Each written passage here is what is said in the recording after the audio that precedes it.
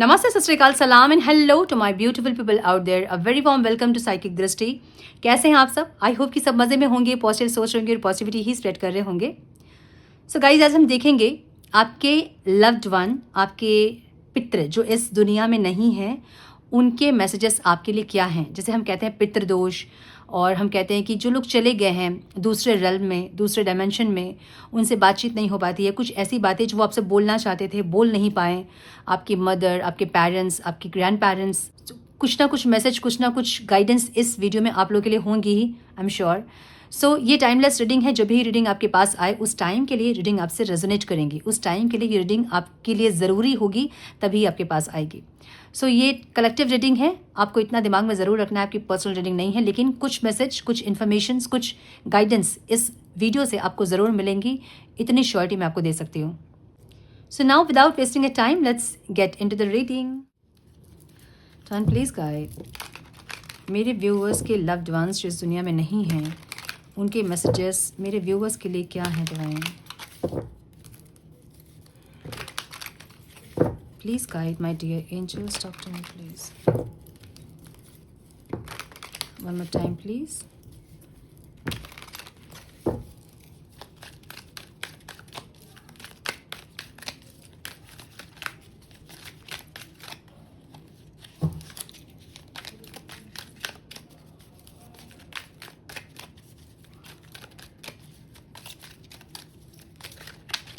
Please guide my dear angels, talk to me please.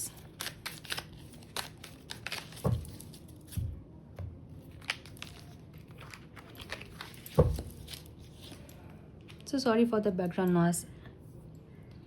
I'm free from worries. Please don't forget me.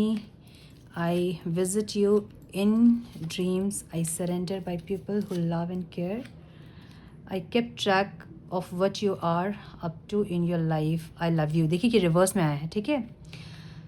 सो इसका मतलब ये है कि कुछ लोगों को यहाँ पे पितृदोष है, और ये वीडियो उन्हीं लोगों को मिलेंगी जिनके पितृदोष हैं, ठीक है। या तो पितृ दोष हैं आपके, या फिर आपको कोई ब्लेसिंग्स है आपके पितृ की। सो कुछ लोग यहाँ पे ऐसे हैं जिनको पितृ दोष हैं। पितृ दोष क्या होता है? जब आपके बनते बनते काम बिगड़ने लगे, जब आपको बहुत सारे आपको ऐसा लग रहा है कि आप बहुत मेहनत कर रहे हैं, आपको उसका रिवॉर्ड नहीं मिल रहा है, फाइनेंशियल लॉसेस बहुत हो रहे हैं, घर में किसी ऐसे इंसान की मैरिज नहीं हो रही है जो कि कैपेबल हैं, जो कि अच्छा जॉब करते हैं, अच्छा घर बना लिया जिन्होंने, जो कि फाइनेंशियल स्टेबल हैं, लेकिन मैरिज नहीं हो रही है। कुछ ऐसे मैरिज कपल जिनके बच्चे नहीं हो रहे हैं, बच्चे हैं तो एबनॉर्मल हैं। सो ऐसी एनर्जी से ये समझ में आता है कि आपको पितृ दोष है, ठीक है। अगर ऐसा कुछ आप फेस कर रहे हैं तो मतलब ये पितृ दोष है आपका। सो इसको कैसे रिलीज़ करना है मैं ये भी बताऊंगी। ओके, सो यहाँ एनर्जी मुझे दो रिवर्स में दिख रही है। एक तो I exploring new things where I am. So ये जो है ना, ये स्टक एनर्जी है। समझिए कि जब एक सोल इस धरती से जाती है तो वो एक पर्टिकुलर एक डायमेंशन में उनको पहुंचना होता है। जब हम अपने पितरों के लिए, या फिर जो हमारे घर पे कोई, जैसे किसी की डेथ हो जाती है, मृत्यु हो जाती है, और उसके बाद हम रिचुअल्स को सही से फॉलो नहीं करते हैं, तो उससे होता क्या है कि उनका जो पाथ है ना, वो ब्लॉक हो जाता है, और जो सही डायमेंशंस में वो पहुंचने चाहिए, उस सही डायमेंशन में वो पहुंच नहीं पाते हैं। अब हमारे पितृ हैं कौन? वो हम ही हैं, जो हम कभी इस लाइफ टाइम पे थे, हमारी मृत्यु हुई और हम फिर से लाइफ साइकिल में इस धरती पे फिर से हमने जन्म लिया। सो कभी कभी हमारे पितृ हम ही होते हैं, कभी कभी हमारे पितृ हमारे कुछ आसपास के लोग होते हैं, जैसे कि हमारे बच्चे, हमारे पेरेंट्स, हमारे सिबलिंग्स होते हैं। सो वो कर्स हमें लग जाता है, और हमारी लाइफ जो स्मूथनेस से चलनी चाहिए वो स्मूथनेस से नहीं चल पाती है। सो आपको कैसे मालूम चलेगा कि आपके पितृ दोष हैं कि नहीं? मैंने अभी बताया आपको कुछ साइंस और कुछ सिम्टम्स उसके होते हैं जो कि आपके पितृ दोष को बताते हैं। सो इसको कैसे रिमूव करना है, कैसे रिलीज़ करना है, मैं ये भी बताऊँगी लास्ट में। पहले हम मैसेजेस देख लें उनके कि क्या है आपके लिए, ठीक है। कुछ लोगों की पितृ यहाँ पे, जहाँ पे बहुत रिचुअल्स आप कर रहे हैं अपने पितरों के लिए, वो लोग फ्री हैं। जो भी उनके दुख तकलीफ थे उनसे वो फ्री हो गए, मतलब उनको मोक्ष मिल गया है। आप में से कुछ लोगों के पितृ ऐसे हैं जिनको मोक्ष मिल गया है, जो कि मुक्त हो गए हैं इस दुनिया से। अब वो कौन से लोग होंगे? अगर आपके पेरेंट्स या ग्रैंड पेरेंट्स बहुत पूजा पाठ करने वाले या फिर बहुत धर्म से चलने वाले इंसान थे, तो उनको मुक्ति मिल गई है। बहुत सत्य के मार्ग पे चलना, सही कर्म करना, अपने सोसाइटी के लिए कुछ कंट्रीब्यूट करना। सो अपनी ज़िंदगी सिर्फ अपने लिए जीना नहीं बल्कि दूसरों के लिए भी जीना। ऐसे कोई इंसान अगर थे आपके, कोई पेरेंट्स या ग्रैंड पेरेंट्स थे, तो उनको मुक्ति मिल गई है, ऐसे मैसेज यहाँ पे दिख रही है मुझे। ठीक है, तो उसका क्लैरिफाई भी हम करेंगे ताकि आप लोगों को और थोड़ी गाइडेंस मिले। वेट, मुझे यहाँ पे किसी की मदर की एनर्जी भी दिख रही है, मदर की एनर्जी बहुत स्ट्रॉन्ग, और एक ग्रैंडफादर की एनर्जी दिख रही है मुझे यहाँ पे। ठीक है, I am free from worries में। प्लीज क्यों है यहाँ डिवाइन? इन्होंने बहुत फैमिली के लिए किया है। एक ऐसे इंसान जिन्होंने फैमिली के लिए बहुत किया है, अपनी फैमिली को हमेशा प्रोटेक्ट करना चाहा। ये इंसान ऐसे इंसान रहे होंगे जो कि किसी को ना नहीं बोल सकते हैं। मतलब इनके ऊपर बहुत रिस्पॉन्सिबिलिटी, अब और रिस्पॉन्सिबिलिटी दो, ये वो भी लेंगे। ये ना नहीं बोलेंगे किसी चीज़ को। कोई हेल्प के लिए आएगा, ये इनको ना नहीं बोलेंगे। भले अपने पास कुछ होगा चाहे नहीं होगा, ये दूसरों के लिए बहुत करेंगे। ऐसे इंसान, वैसे इंसान, उनको मुक्ति मिल गई है, वो फ्री हो गए हैं इस लाइफ से। ये उनका मैसेज ये है। ठीक है, प्लीज़ डोंट फॉरगेट मी की एनर्जी यहाँ पे है। यहाँ कुछ ऐसे लोग हैं जो कि पितरों के लिए कुछ नहीं कर रहे हैं, ना ही उनके फोटोज़ घर पे हैं, ना ही पितरों के लिए कुछ रिचुअल्स आप फॉलो कर रहे हैं, ना ही आप पितरों के लिए कोई दान दक्षिणा करते हैं, ना ही कोई पूजा पाठ करते हैं। वैसे पितर जो हैं वो इमोशनल है आपके लिए, समझ रहे हैं ना? इमोशनल का मतलब ये होता है कि वो ऐसे पितर जब आपको देखते हैं ना तो उनका मन दुखी होता है, और जब उनका मन दुखी होगा तो वो कर्ज आपको लगेगा। इसे ही हम कहते हैं एंसेस्ट्रल कर्ज, जहाँ उनको ये लगता है कि आप लोग पूरी तरह से भूल गए हैं, आप लोग याद नहीं कर रहे हैं अपने पितरों को, और उनके लिए जो रिचुअल्स होता है वो रिचुअल्स को फॉलो नहीं कर रहे हैं। तो ये पितृ का एक टाइम होता है, पितृपक्ष जिसे हम कहते हैं। नवरात्रि के जस्ट पहले होता है पितृपक्ष, 15 दिन का कुछ होता है वो टाइम, और उसमें सिर्फ पितरों के लिए ही पूजा पाठ होती है। सो उन रिचुअल्स को भी आप फॉलो नहीं कर रहे हो, या फिर जो डेट होता है, डेथ डेट होता है, जो मृत्यु का उनका दिन होता है, उसमें भी आप कुछ नहीं कर रहे हो, उनके लिए कोई दान दक्षिणा नहीं कर रहे हो। सो ऐसे पितृ जो सही डायमेंशन में पहुंचना होता है वहाँ तक नहीं पहुँचे। एक होता है कि उनको मुक्ति मिल गई, वो सारे इन बंधनों से मुक्त हो गए, जो कि फर्स्ट मैसेज मुझे दिख रहा है। सेकेंड मैसेज, ऐसे कुछ लोग जो कि मृत्यु के बाद एक लोक होता है दूसरा, जहाँ पे आत्मा जो है वो वेट करती है अपने नेक्स्ट बर्थ के लिए, वो वहाँ तक भी नहीं पहुँच पाए हैं। ठीक है, वो अटक गए हैं बीच में। क्यों? क्योंकि आपने कुछ रिचुअल्स को फॉलो नहीं किए हैं। सो ऐसे लोगों को ज़रूरी है कि आप अपने पितरों के लिए कुछ पूजा पाठ करें, या फिर कुछ उनके लिए दान दक्षिणा करें, या फिर उनके लिए कोई मंत्र चैंटिंग करें और क्लेम करें उनके लिए, ऐसी ना चीज़। सो ऐसे लोग फिनांसेस पे बहुत जगल कर रहे होंगे, समझ रहे हो ना? आपके पितृदोष आपको ऐसे परेशान कर रहे होंगे कि आपके फिनांसेस पे आप बहुत जगल कर रहे होंगे। बहुत मेहनत करने के बाद भी आपको फाइनेंशियल गेन नहीं होता होगा। जहाँ आप इन्वेस्ट करते होंगे वहाँ लॉस होता होगा। आपके इनकम से ज़्यादा आपके एक्सपेंसेस हैं, जहाँ आप कुछ भी बचा नहीं पाते हो अपने लिए, आप कहीं इन्वेस्ट नहीं कर पाते हो, आप किसी की हेल्प नहीं कर पाते हो। सो फाइनेंशियल जगलिंग जिन लोगों का है, वैसे लोगों के पितृ जो हैं वो फंसे हैं।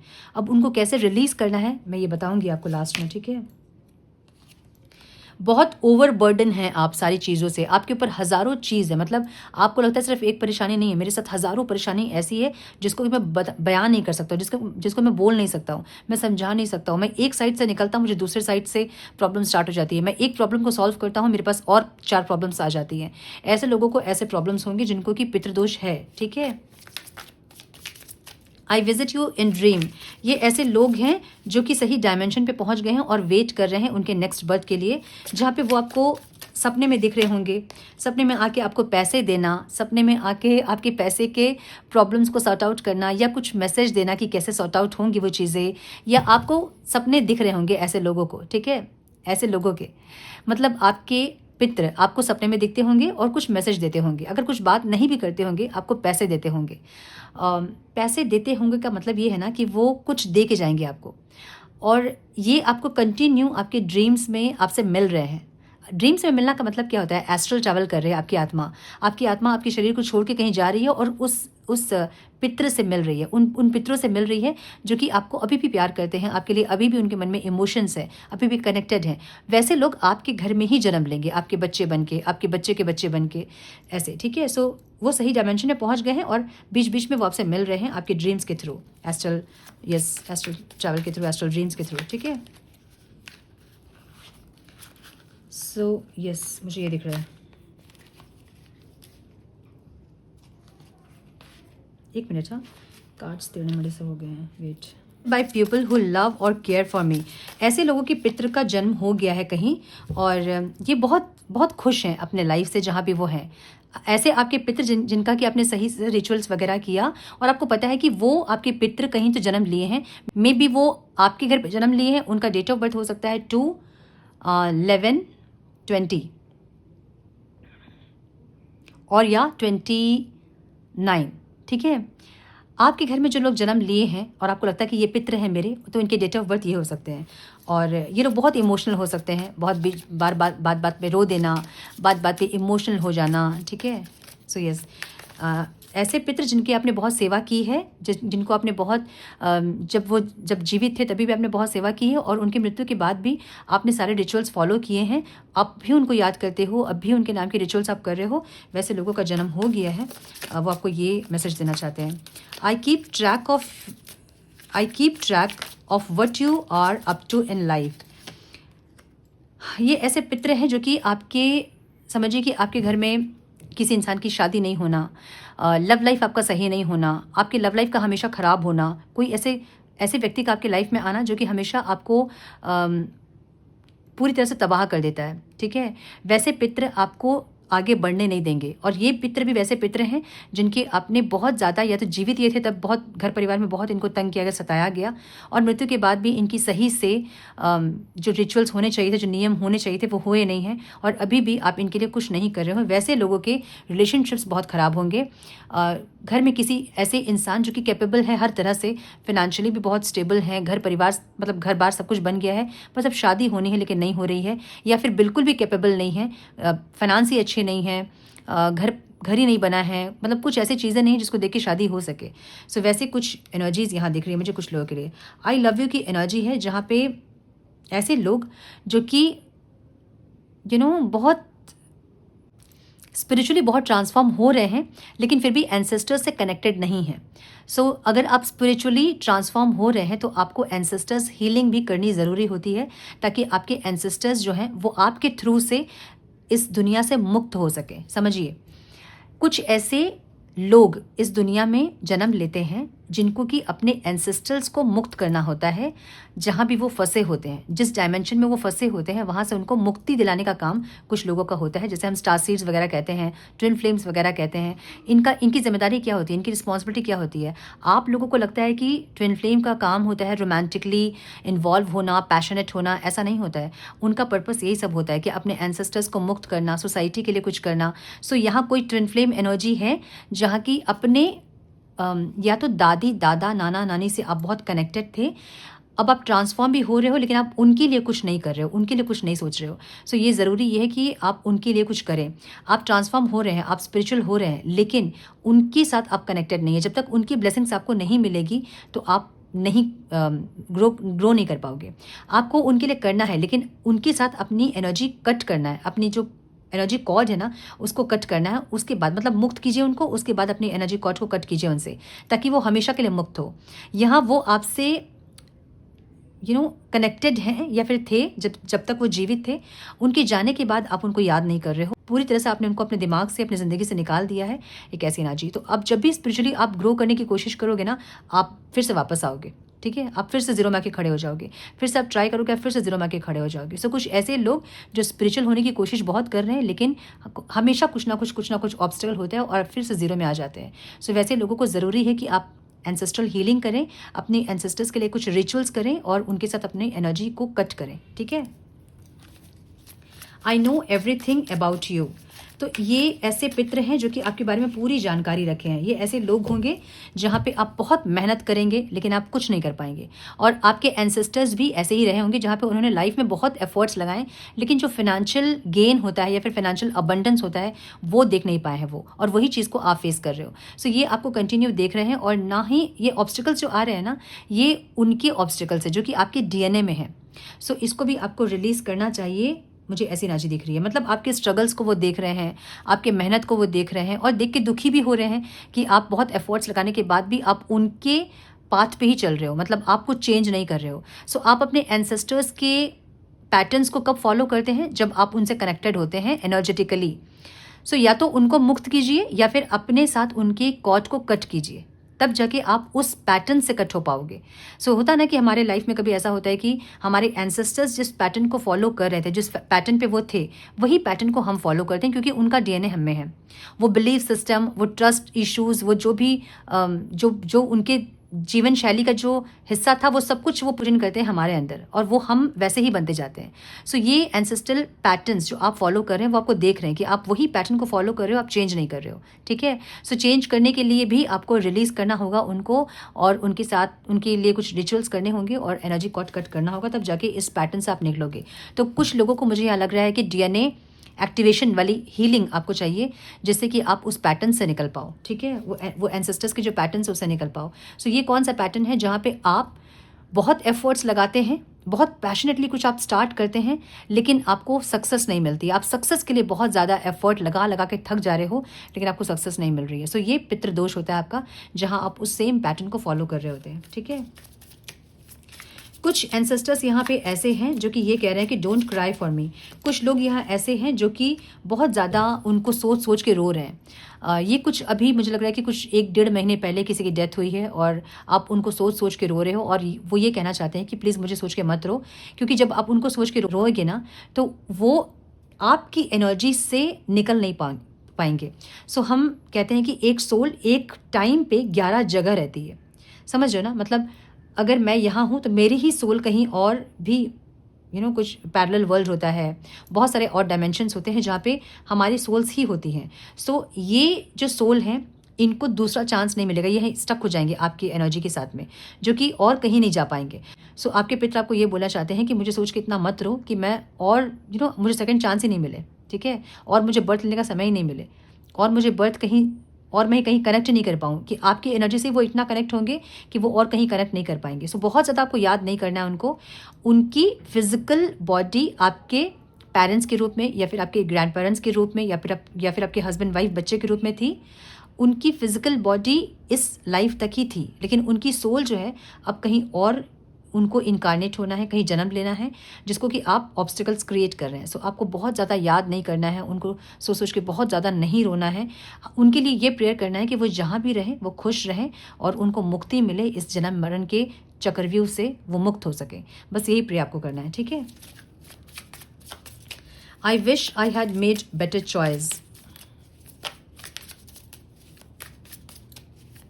ये कुछ ऐसे लोग हैं जो कि मुझे लग रहा है कि सोसाइटल केस कुछ दिख रहा है मुझे, जहाँ पे इमोशनल पेन की वजह से इन्होंने सुसाइड किया, या हस्बैंड वाइफ से लड़ाई करके, या फिर घर परिवार में लड़ाई करके, या फिर कुछ दिल टूटा, ब्रेकअप हुआ, ऐसा कुछ, उसके बाद इन्होंने सुसाइड किया। और ये जो है ना बिल्कुल से अटके हैं, ऐसी सोल्स अटक गई है, ये अपने सही डायमेंशन तक नहीं पहुंच पाते हैं। और जो ये बीच में रहते हैं, क्योंकि यहाँ भी नहीं आ पाते हैं और वहाँ भी नहीं जा पाते, तो जो बीच में जो रहते हैं ना, इनको नेगेटिव एंटिटीज़ जो होते हैं वो बहुत परेशान करते हैं, और इनको ऐसा लगता है कि काश उस टाइम मैंने वो डिसीजन नहीं लिया होता। सो ये ऐसे लोग हैं जो कि सुसाइडल केस है, समझ रहे हो ना। अपने ज़िंदगी को इन्होंने खुद से ख़त्म किया था, और अब उनको वो पछतावा है कि क्यों उन्होंने ऐसा डिसीजन लिया।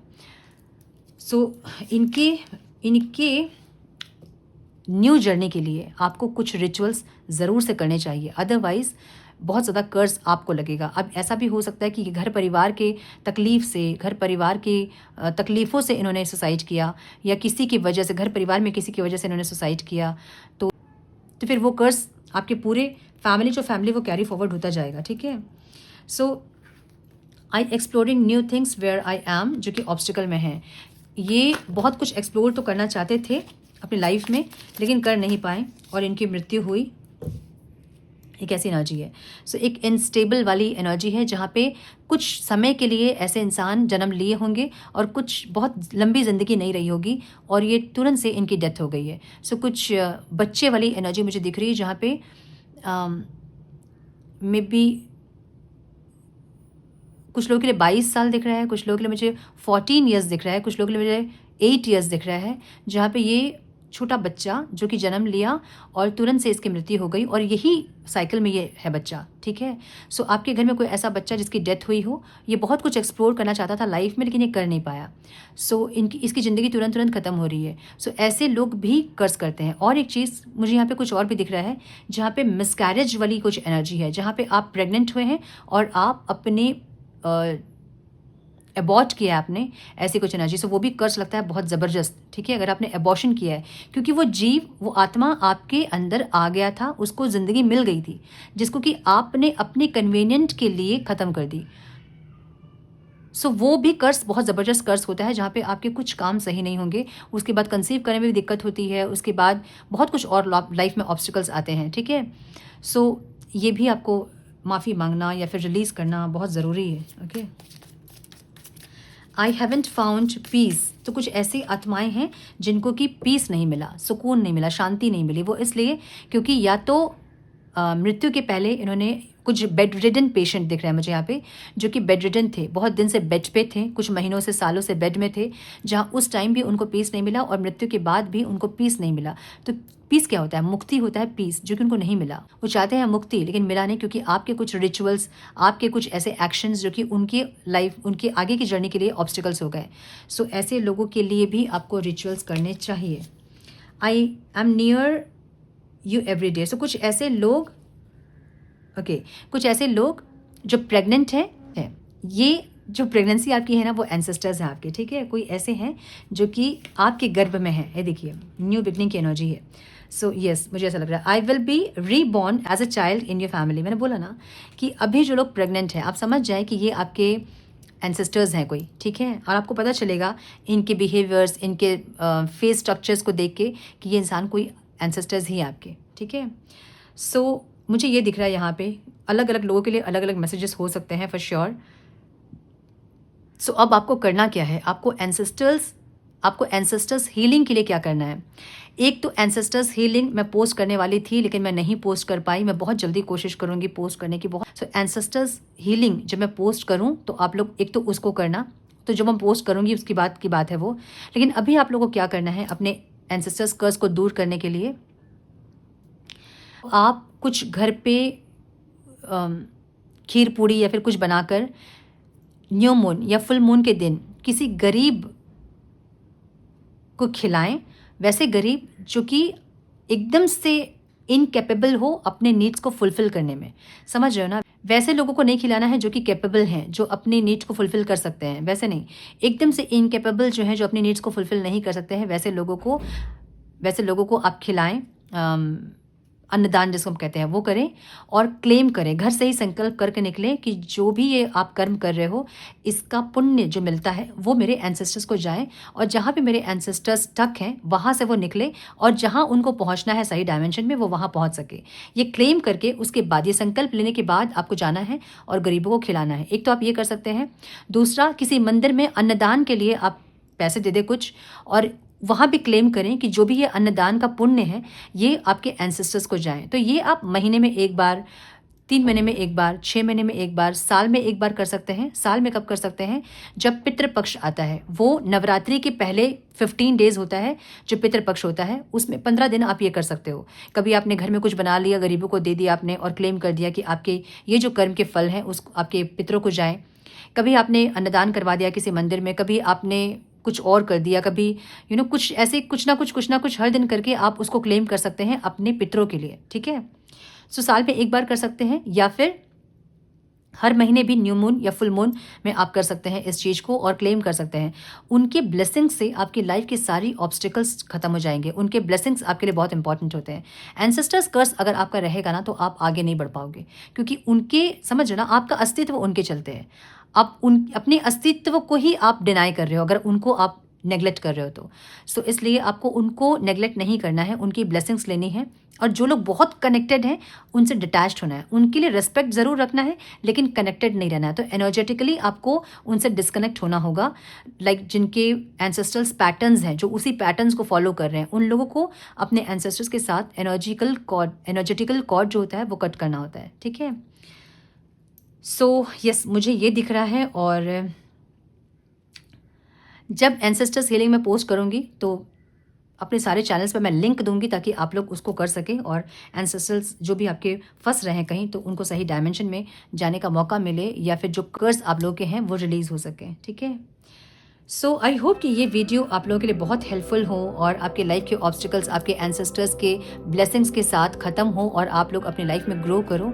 सो वीडियो से कुछ भी गाइडेंस मिली है तो लाइक करें, कमेंट करें, अपने एंसेस्टर्स के लिए कुछ अच्छा कमेंट करें ताकि यूनिवर्स आपको ब्लेस कर सके। चैनल पे पहली बार आएँ तो रेड बटन को ज़रूर से क्लिक करें, बेल नोटिफिकेशन को ज़रूर से ऑन करें, बने हमारे प्यारे से सोल फैमिली का हिस्सा। मैं मिलती हूँ आप लोगों से नेक्स्ट रीडिंग में।